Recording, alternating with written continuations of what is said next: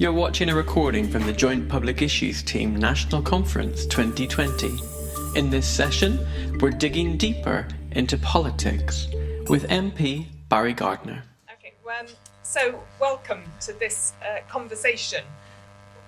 My name's Christine Allen. I'm the director of CAFOD, which is the Catholic Agency for Overseas Development, working very closely with Christian Aid, CAFOD, and also I work quite a lot with the JPIT team as well.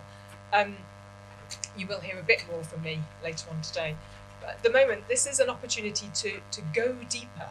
The nature of our panel was incredibly wide-ranging, and I have to say I'm extremely pleased and excited that we've got an opportunity to go a bit deeper with you, Barry. There was some fantastic stuff that came out of that in that panel. And I think we can go in all sorts of different directions. You have got on your seats a sort of piece of paper that enables you to kind of write any questions down if you're feeling interested. And if you have got one, just wave it and see me reflect it. If they're started already. But what I don't want is for this just to be a kind of question and answer. I think it's always quite useful to be a bit more of a broad conversation. But then again, with 100 people in a room, it's never always going to be brilliant. So we heard from the panel a number of different aspects, and I was particularly touched, especially because we're in Lent, by that's what you were saying about repentance and about that need for a different sort of spirituality almost in terms of the way in which we view the world and view our own role and our place within it. And I was thinking, I wanted to just start by asking you, Barry, about as a politician and somebody who's got a huge amount of experience in this area, how much chance might there be for that kind of serious sort of repentance in our own government, perhaps, and in our political classes?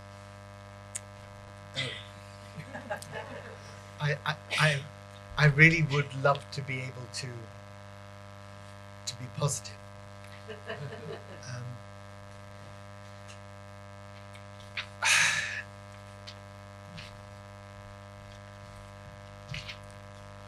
There's certain skill sets that you have to have as a politician, which really go against repentance. I'm sorry, but it's just the way of it. There has to be a certain arrogance. There has to be a certain self-centeredness, because for anyone to stand up and say, yeah, vote for me rather than the other person, it's sort of inbuilt. And therefore, humility is not a natural attribute of politicians. And politicians tend to like to tell everybody what's, whether you're opposition or government, what's wrong and what should be done to sort it out. Because politicians feel that, well, that's their role, isn't it? It's to identify the problems in society and try and help sort them out. And so naturally, politicians or politics develops the sort of people who tend not to have the humility and the introspection to actually say, maybe I've got to start here.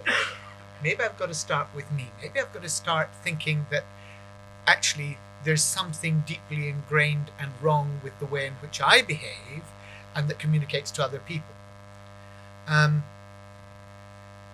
So I think it's really, it goes against the culture, if you like, to have that sort of self-reflection and that amount of introspection that leads one to repentance.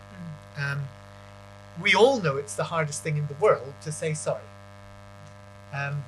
It's hard to say it even, well, probably especially to the people that we're closest to. to say sorry to my wife or your husband, to say sorry to your partner, to your children, and to say sorry publicly is really, really tough. And it actually goes to one of the things that Catherine was talking about when she talked about self-worth and a fundamental human good, part of well-being being that sense of self-worth. And there's a whole conversation we could have going down that track. But I do think that probably the easier way of tackling this from a political point of view is to begin to reflect on why we are, as a society, the fifth richest society in the world. And it goes back to what we were talking about through there, what Anthony was saying. It goes back to all the ways in which our exploitation of other people and resources has actually made us rich and made other people in this world poor. And you can't get away from that.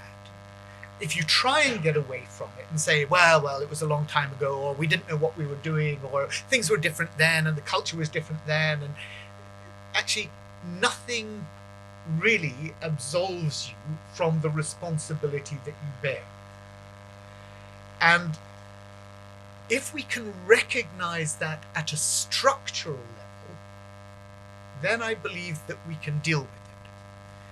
And that's why I'm of the political variety that I am, because I think all politicians think poverty is a bad thing. I don't know anybody in the House of Commons who thinks poverty is a good thing. All politicians want to solve the problems and the issues of poverty, but some people believe that it happens by chance and that it can be solved by charity. I don't. I believe it's part of the structure of society, and that the only way we can tackle it is structurally. And that's why I have the political party and variety that I have, because that's part of the way I look at the world. And I think that if you look at it at a structural level, then perhaps it gets away from the inbuilt difficulty of politicians not wanting to badmouth themselves. We can actually say, look, this is part of the structure, and we need to change the structure. And then maybe there's some hope. Thanks, Mo. I'm reminded that in the Catholic tradition there's a concept called structural sin, which is where good people are trapped in unfortunate and ill-fitting structures that are actually sinful and doing the wrong thing. I've got quite a few questions around. I'm going to try and pick up some of the questions and collate them a little bit, and then I'll give us some time to have a bit more of a conversation as we go through together, get some comments from you as well. But while you were talking about kind of, not everyone you're sure everyone in the House of Commons believes that poverty is not a good thing, and there was a little bit of a mumble here. But I think that's symptomatic of one of the questions here, which is that there isn't a great deal of trust in politics at the moment, and there's a sort of sense of not, how can we help? What is the role for churches? But what is it? Let's talk a bit about politics and how we can perhaps build a different type of politics, build a more collaborative approach. How can the trust in politics and politicians kind of be built up a bit more? And then we'll move on to kind of how might we be able to create change. But let's think about the kind of the political environment at the moment in terms of rebuilding that trust in politicians, and perhaps is the space for a more collaborative approach? The answer could be no.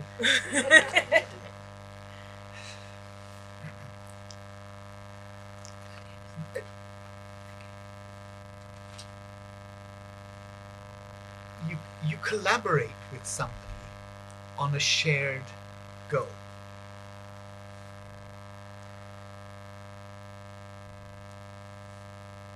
And you have to have a shared understanding about what your objective is and what the mechanisms are for delivering it. As I say, in 2008 on the Climate Change Act, we had that, and it was really good that we did. I think on climate change, that consensus about the way in which we move forward has been fraying at the edges. I think there's cause for hope on issues around the environment and natural capital, because the government has continued the work of the Natural Capital Committee. It's now finished, but looking at the 25-year plan for the environment and saying that we want to leave nature in a better state than we found it. Those are all things that have come out of the movement for natural capital. And the greening of government accounts is going on. There is the system of environmental economic accounting, which was started off in 2010 or 2012, which finally comes into effect this year. You've got parallel green accounts. And there is movement in that direction. I mean, I remember 10, 12 years ago, every budget speech, we have a sort of 3-day, 4-day debate on the budget. And I would get up and I would make a speech about natural capital and what true wealth was and how we needed to have a chief secretary for the Treasury, but we also needed a chief secretary for natural capital. The chief secretary is the person who says to the department, yes, you can spend that, no, you can't spend this. And I said, we need to have that for natural capital, so that everything, and this goes to what one of the children on the sofa at the very beginning was saying, wouldn't it be good if we had, I don't think they used the words, impact assessments for the environment for everything the government did. And it would be about having a chief secretary in the Treasury who said, no, actually the impact on the environment of doing that, the way in which it affects natural capital and depletes our stocks or our flows of natural capital is unacceptable, and therefore we can't do it. And there is a convergence there. But as I say, on climate change, one of the most worrying things to me was she's not any longer the president of the COP, Claire O'Neill, as she became, when asked what the objective of the COP26 was going to be, said it would be to showcase Britain's leadership on climate change. And I just thought, oh good Lord, not oh good Lord. If this is about us showing off to the world, then there's a complete lack of understanding of the urgency and what needs to be done. And actually, we've a lot to be self-critical about in the way in which we're doing things as well. We're not on track for the 4th and 5th carbon budget, and those are going to be the key staging points over the next decade. So, yeah, there's some areas where I think there is a convergence, and there are areas, and I've said very clearly, I said it to Claire, I said it to Andrea when she was took over as the Secretary of State, and I've said it to Alok Sharma, who's now the new Secretary of State and President of the COP. I said, look, I will always work with you on a cross-party basis when it comes to climate change. I will criticise the government, that's my job, where I think you're not going fast enough or you're not doing the right thing. But I will not do anything on a party political basis. I will not do anything to undermine the COP, because it's just too important. It's absolutely just too important. And if you think about what's going to happen in November of this year, America pulls out of the Paris Agreement. They announced it 2 years ago. This is the time when they pull out. And it will also be the time when a new American president, or, well, God willing, a new American president, when the American election will be taking place, and we will know who the next president is. if the next president is the current president, I believe a lot of countries are going to say, well, if America is now out of this for the next 4 years, why should I increase our ambition as a country, increase my contribution as a country to solving the problem, when America's not prepared to do anything? That would be a huge and devastating blow to the whole climate change negotiations. But it's highly likely. And I think what we've got to do is we've got to pick out the points of hope. And that is that actually states in America get it. Cities in America get it. Above all, business in America gets it. And yes, the federal program is shot to blazes, and the international funding that America was supposed to put into the Global Climate Fund isn't there. But nonetheless, America is still moving in the right direction. And ironically, well, no, we can go into the sort of details of their energy transition, how actually for them it was a good move to go to shale gas. Here it would be a disaster, but there it meant they stopped using coal. So they're still moving in the right direction in the US. But the key point this year will actually come in September, when there is the EU-China summit. And I say that's important because if the EU and China, as these two huge trading blocs, manage to say, yes, we will stick with the program, we will be there in Glasgow, and we will deliver in Glasgow, then there's a chance that we can actually keep everybody else on board. And in October, just before the November COP in Glasgow, there is COP 15. Not the UNFCCC, but the Convention on Biological Diversity. And that's happening in Kunming, China. Now, the one thing I guess everybody in this room knows about China is that China as a country does not like to lose face. Okay? They want, it's the first time they've ever hosted an international COP, a UN COP, and they want it to be a huge success. In 2000, we set the 2010 biodiversity targets. In fact, I remember I went into the department, and it was my first day, and the civil servant came, pinned a badge on me that said 2010. And I said, oh, great, yeah, what does the badge stand for? And they said, oh, mister, these are the 2010 biodiversity targets. And I said, oh, right, what are the targets? And they said, we're going to halve the rate of loss of biodiversity by 2010. And I said, wow, that sounds fantastic. I said, so what was the rate of loss?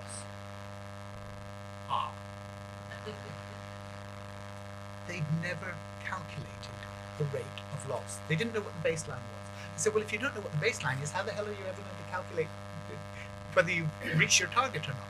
We didn't reach our 2010 targets. In 2010, we set the Aichi targets in Japan. There was the environment ministerial there and the COP there, and we set them for 2020. We haven't reached them again. In Kunming, we're setting them for the next decade. And China wants to know that there's going to be the financial backing, there's going to be the delivery from countries around the world to make their targets a success. And I think one way of making COP26 a success in Glasgow is to absolutely ensure that COP15 in Kunming is a success, because that will bind China in. And the negotiations between the EU and China in September, 1 month before their COP, 2 months before COP26, is absolutely essential, because, you know, it's about diplomacy, it's about diplomatic effort, it's about understanding what the other party needs out of this. And that's why I think really we should have been delivering the diplomatic effort over a year ago. And the tragedy was that the government cut the number of climate posts in the Foreign Office, both domestically here and out in post around the world, by about a half. Just at the time that we needed to be expanding that diplomatic effort to ensure the success of the COP. So, look, I've sort of brushed over and around and swithered about your question, but there are things where we can come together and work together. So I'm gonna. That's a really helpful insight, actually, in terms of the very kind of macro level, if you like, kind of diplomatic challenges. And I think I'm just thinking about the people in the room and these incredible questions that I've been sort of skimming through. I think what I'm hearing, what I'm reading in the room is people are saying, okay, that's really helpful, that's valuable. How do we translate that here locally with my individual politician, someone, bless you, someone's got, Rishi Sunak as the Chancellor as their MP. Good luck. I think well, it could be worse. We've got people saying, how do we, you talked on the panel, how do we hold, part of our role is holding politicians to account. So there's sort of, give us some hints and tips in terms of, ways in which you as a politician, have either been kind of influenced. I mean, I thought that story that you told about the bees and the investment stuff, very, very powerful in terms of the economic case, appealing to interests, that sort of stuff. But from your experience, Barry, both of being, kind of held accountable by your constituents and other lobbyers, but also kind of trying to kind of hold others and trying to influence others. Let's go into a bit of a masterclass for a few minutes in terms of reflecting a little bit to arm and empower the people in this room to be on to be able to kind of hold people to account a bit more. It's the first time I've ever been asked to make my life more difficult. Well, we could work out an arrangement whereby people promise not to make your life difficult, having you told them. No, look, don't just write letters, right? Who here is a member of 38 Degrees? Yeah. God, we hate you. You're just such a pain. And do you know what politicians do? They get their research department in their parties to give you a standard answer, and we never even see it. So don't waste your time. You think you're doing something valuable. You're not. That's just the plain truth of it. Okay? And if it salves your conscience, fine, keep doing it. But actually, it's not effective. But not even personal letters? Stop. Okay. Stop. Okay, I'm going on. Much more effective is to say, we've been working in our Justice and Peace group at our local church.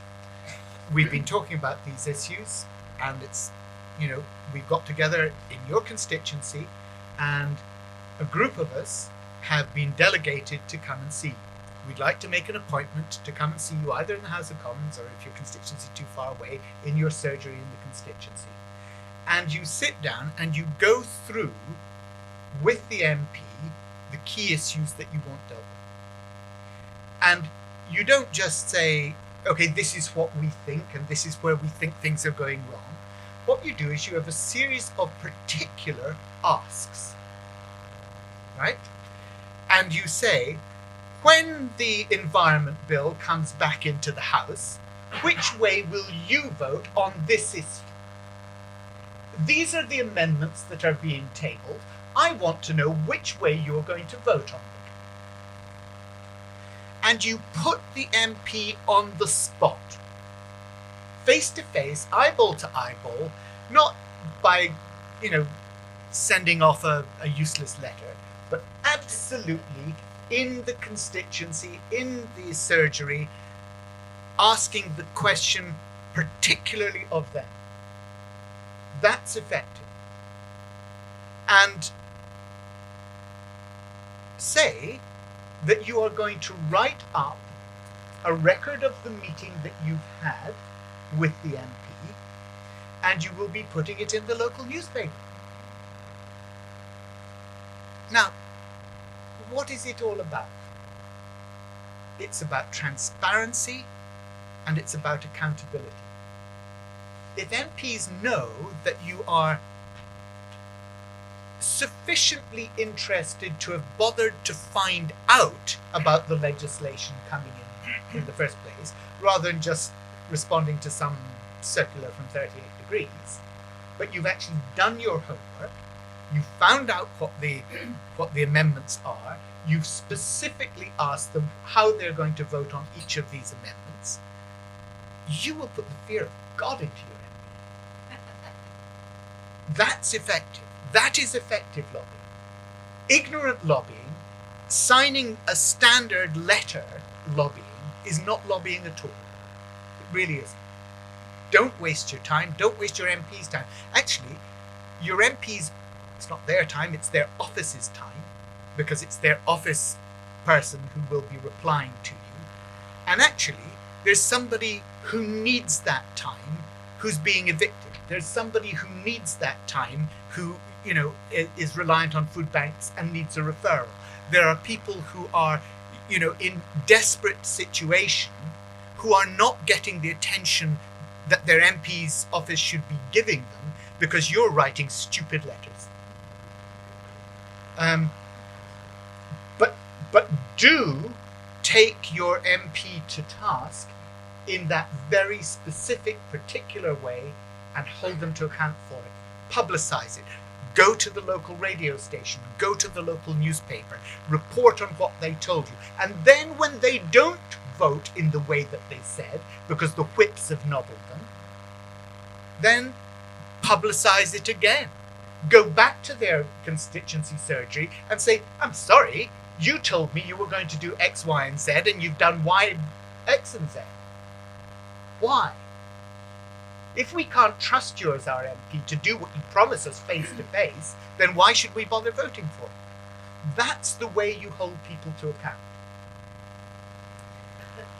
Thank you, Barry.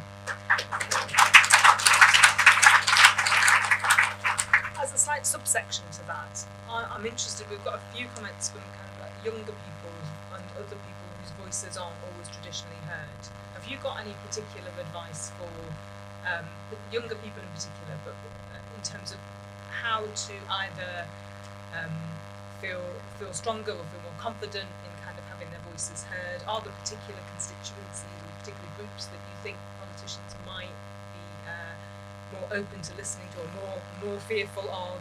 And we're seeing a lot of energy in terms of that school strikes and young people. I know from experience with both CAFOD and Christian Aid just how many young people in school students who take this matter so seriously, and it's really important.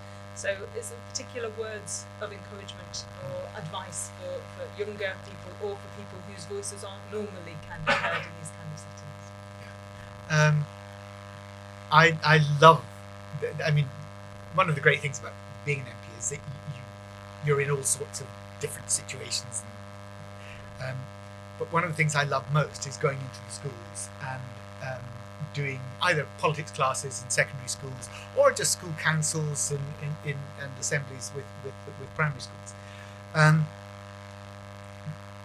the great thing is right at the beginning of this morning, they asked the real questions. They asked the tough questions because they don't know how to be polite in the same way that we get inured to trying to dress it up in a nice way. They're not deferential. They don't know who the hell you are. It doesn't matter to them that you're an MP or what does that mean? So they're really, really direct in the questions that they ask, and there is, I think, really clearly a shift in the voting patterns of between the generations. And I'm not talking about party political, I'm talking about resonance. What are the issues that resonate? And, for people in the middle of their lives and towards the end of their lives, they are not the same thing. The things that are important there are not the same things that are resonant with teenagers right the way through to the age of 30. And as a politician, what you have to recognize, and I'm trying to be really non-party political here, right? But as a politician, what you've got to recognize is that this is a shift in the interest, the set of interests, by your electorate. And if you get out of sync with that shift,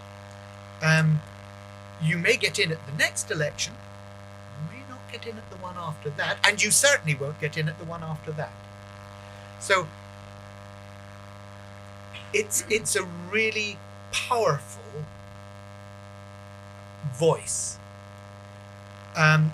because it's what's coming down the track at you as a politician, and if you ignore it, you really are in difficulty. So I actually think there is huge value in all that the school strikes have been doing. Extinction Rebellion is not just confined to young people. Actually, some octogenarians and nonagenarians on the Extinction Rebellion, but that sense in that the issues that are so important to young people, they cannot believe what a mess we've made of it.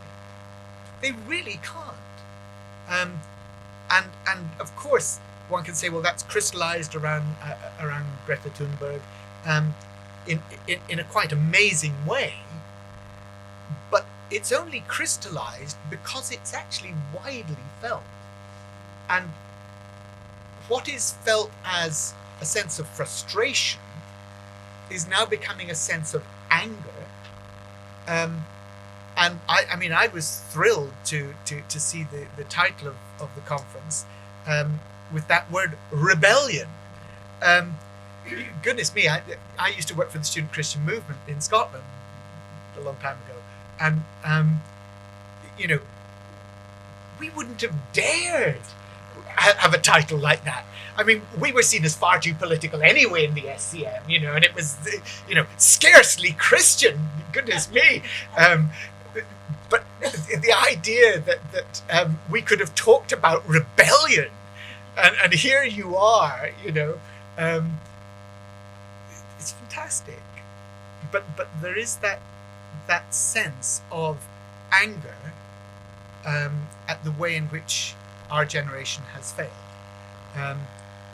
And we need, again, I think, to reflect on that with some humility, and also be prepared, therefore, to give way to those voices. And in our own politics, in our own voting, to actually have the generosity of spirit to realize that what may actually be in my particular interest, or even my generation's interest, is not actually in the public interest. And that's tough. And actually, it goes back to a chap called John Stuart Mill, who many of you will have heard of, one of the great philosophers of the 19th century, who opposed the universal franchise. And you think, hang on, this was a great libertarian. How could he possibly oppose the universal franchise?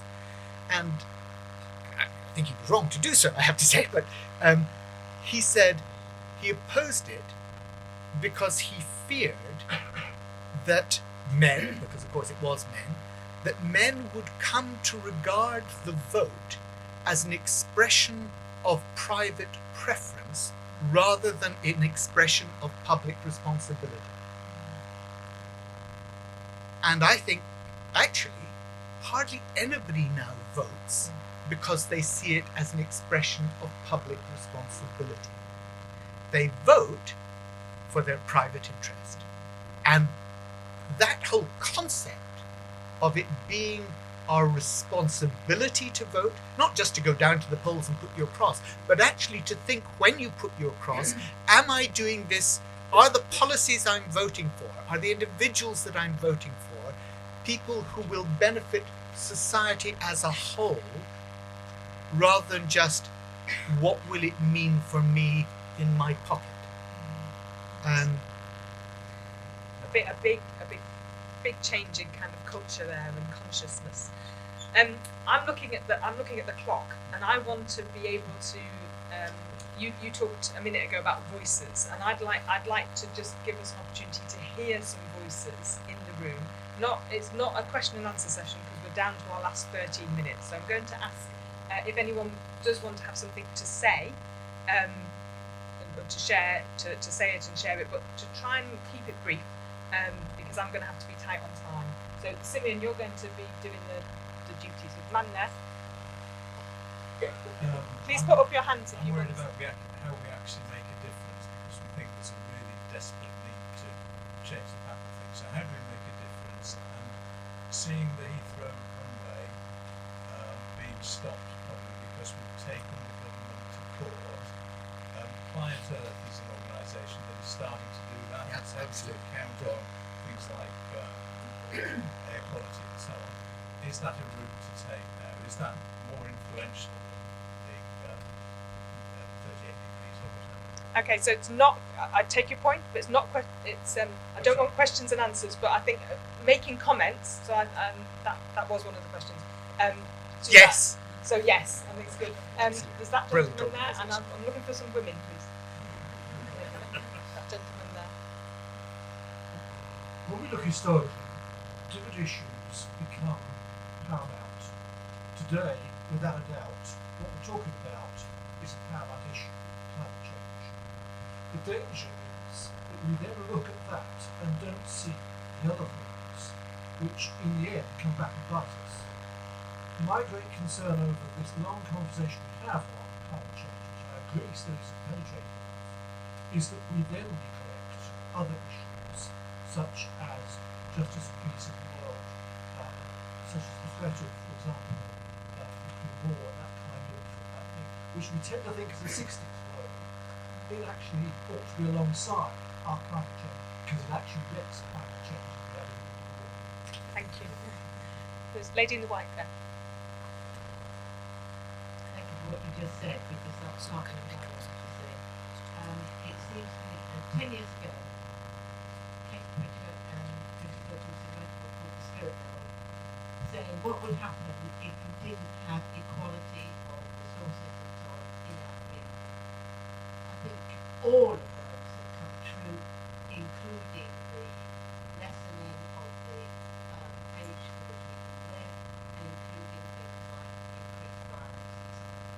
And I think, again, like you, I would say there are other things that also need to be on our agenda, because they will contribute to this as well. If we have equality of power, then it will work. Lady at the front, and then this gentleman at the back.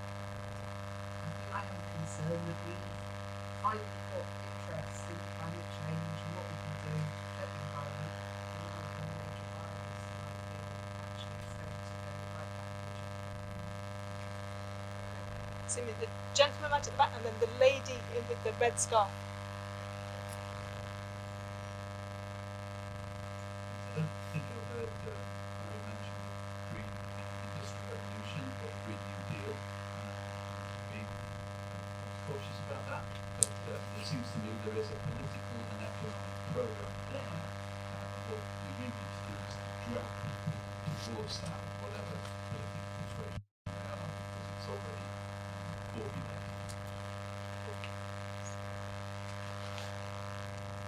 Yep, thank you. Christina, distributing developing countries. And I just want to say the history of very specific on it. What is part of what was done before, and where I come from, where the natural resources were exploited like this, colonizing, and the ones who were colonized thought that was the law. Now they are now making things worse. And instead of acknowledging where the people came from, we are the ones who are making things difficult for ourselves. But actually, this is what Anthony was saying, it was that we have limits to enjoy exploiting things which go to where we are. I don't know how that mind shift is going to, because at the present moment, I'm shocked at the Zimbabwean government saying we're doing this, but they copy it. Thank you. Can you just give the microphone to that lady with glasses just further along, the stripy top? Thank you. And I think maybe room for one more. Thank you. My point really is to have a look at the environmental side of this in relation to which I think would probably, as Christians, match a lot of what we actually want in the world in terms of changing what we measure and changing what we view as a success, and in particular making sure that no one is left behind, and actually those who are furthest behind are actually helped most in the first instance. And I think it's very important that we go away and we all hold our people to account in their progress towards the SDGs. Thank you very much. And Simeon, the gentleman over there. Civil servants. I just finished reading Kate Gross's book, which she depicted the work of civil servants. I would like we talked about structural change. I would be interested to know what the relationship between the civil service fund and the politicians fund really about. It seems to me to be about the educational process and people aspire to who aspire to be civil servants, public servants, actually go through before they reach prominence. I think we're on the tip of the iceberg current lots of other civil servants. But you're talking about structural change, and it seems to be the civil service that's going to have a few more idiots in it, so that it may be really interesting. Okay, thank you so much. That's it. Come back on that, yes. So Barry, Yes. it wasn't about questions and answers, No, but no, if there were any hugely points meant to that pick up, you yeah. wanted to kind of reflect back to us in our last few minutes, Yeah. and I think also there is that sense in which there's always that feeling of what does this mean to me? What does the future hold for us in terms of when we might, if the government signs on, we actually hit 24, what does it actually look like for us? But there are lots and lots of interesting points in the comments. So I'm going to just basically allow you the last 5 minutes to just talk. Right. I think I agree with all of the sentiments that have just been expressed. Client Earth was fantastic, absolutely fantastic, and it's really interesting that the environmental movement, because and really this has started, I would say, since the 2008 Climate Change Act, because it was legally binding, and now international treaty at Paris is legally binding. We're seeing judgments around the world, not just here in the UK on Heathrow, but around the world, that are saying no, this is not legal. And if you want to explain why it is that President Trump is so keen to appoint the Supreme Court judges that he does, or why our current government is so keen to rein back the judiciary, then that's your answer. And Client Earth is one of those organisations doing a fantastic job holding government to account. Because don't forget, they passed those laws, they signed those treaties, and now they've got to actually deliver upon them. And I wanted to pick up what you, Sarah, and the lady here were saying about, if I can put it in one word, it's the holistic way in which we need to deal with these issues. And we haven't actually talked about climate justice or just transition, but these are absolutely fundamental, and climate justice, particularly to the lady who was talking about, the way in which colonialism is now being reproduced within some of the global south countries. If you want peace in the world, create justice. If you want justice, live sustainably. That's it.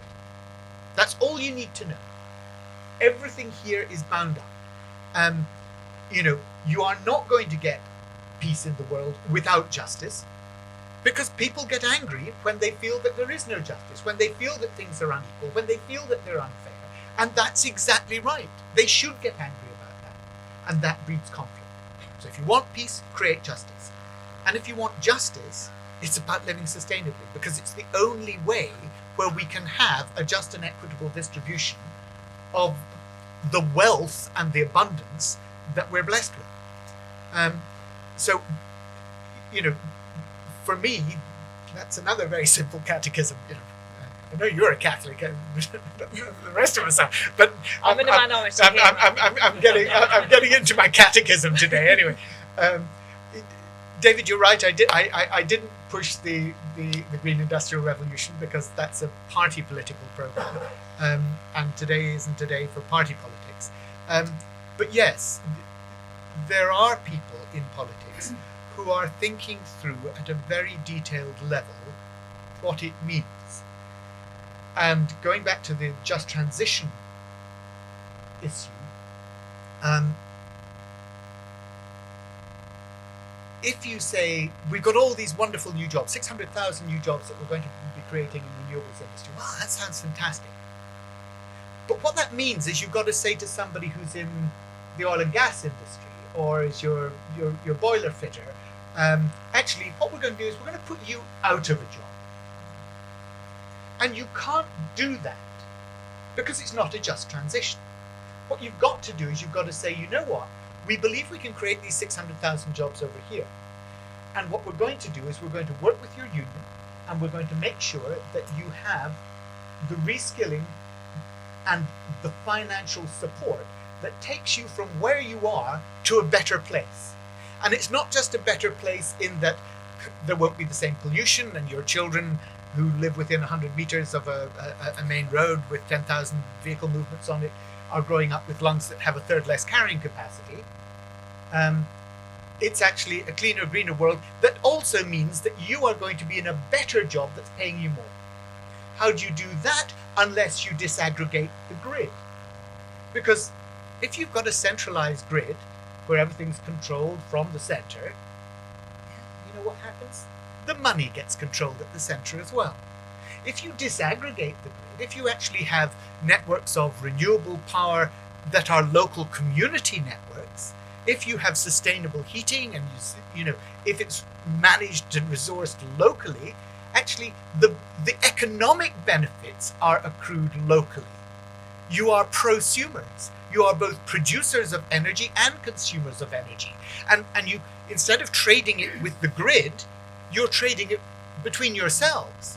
So these are far-reaching and unprecedented changes in all aspects of society. This is a new heaven and a new earth. This is how we do this. And internationally, what does a just transition look like? Well, it means that we have to start changing the rules of trade. And it's not just about, buying fair trade products. It's about saying in our trade agreements with Brazil, I'm sorry, if you're going to burn down your rainforest in order to grow soy and beef, we will not purchase that soy and beef. It is not going to come into the UK. So you can chop down your rainforest as much as you like, that's your sovereign privilege, but actually we're not going to buy the produce that you think is going to be the economic benefit as a result of it. And that is called, under the World Trade Organization, a non-tariff barrier, right? And it's overcoming those sorts of things, rejigging the way in which the world looks at what are perfectly sensible public policy decisions that we have to do to solve the international justice. As for solving the civil service, sir... It's lunchtime. It's lunchtime.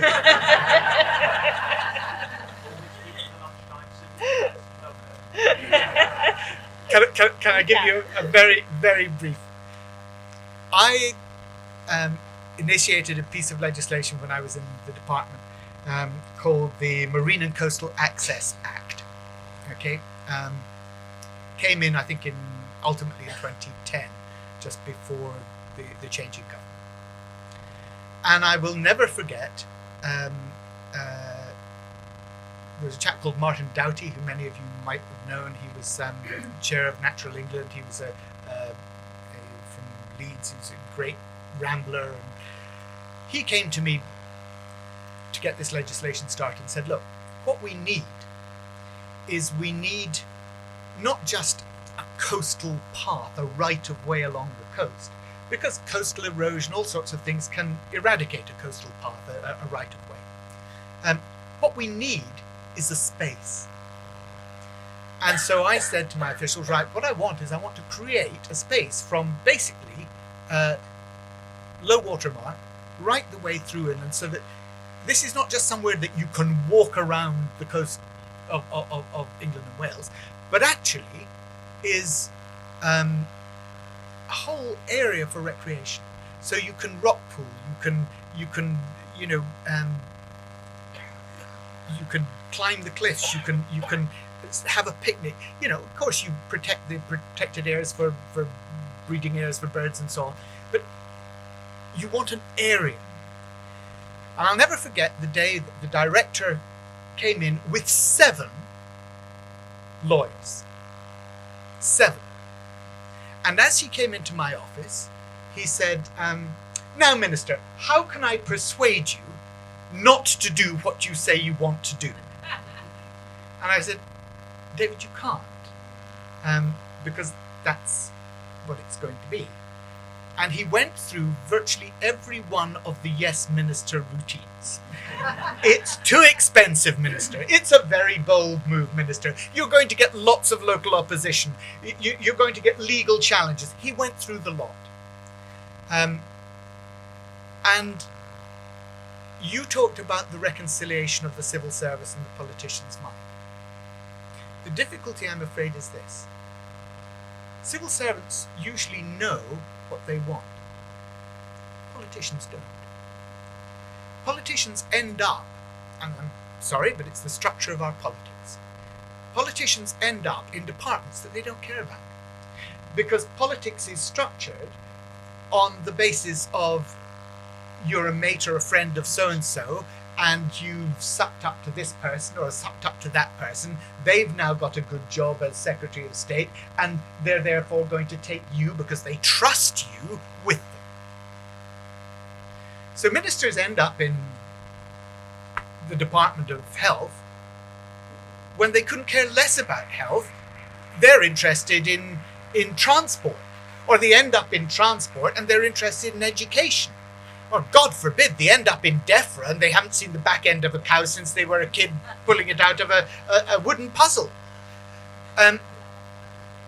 So the politicians don't know what they think about these issues very often, because they're just waiting to be moved, keeping their nose clean, waiting to be moved to the department that they really would like to get their teeth into. And when you get a minister who actually knows about their department, who cares about those issues, who really wants to achieve change, then the civil service on the whole will respect that. They'll try and give you all the arguments, they'll try and caution you against it, they'll try and do all of that. But if you really know what you want as a minister, the civil service will actually try their best to deliver it. So don't blame the civil servants, blame the bloody politicians.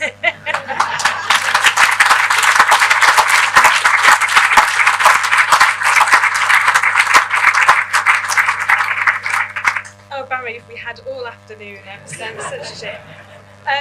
Before we break, I'm conscious that we are 5 minutes over lunch, but I want to say 2 things. One is that after lunch you have workshops and you have the opportunity to go into a bit more detail, and it might be about how we use investments, it might be different ways in which we're achieving our means of change. So have a look at your workshop list. I don't know whether people had to sign up for them beforehand. I'm sure you can do. Anyway, so please just remember your workshops, that many of the questions that you've asked I hope will be picked up. I am going to, if you've still got questions, write them down, because I'm going to pass these on to the JPIT team so that they can, I don't know, scratch their heads over them or something. I'm sure they'll be reflecting on these issues from time to come. But the most important thing is to say a huge, huge JPIT thank you to Barry Gardiner.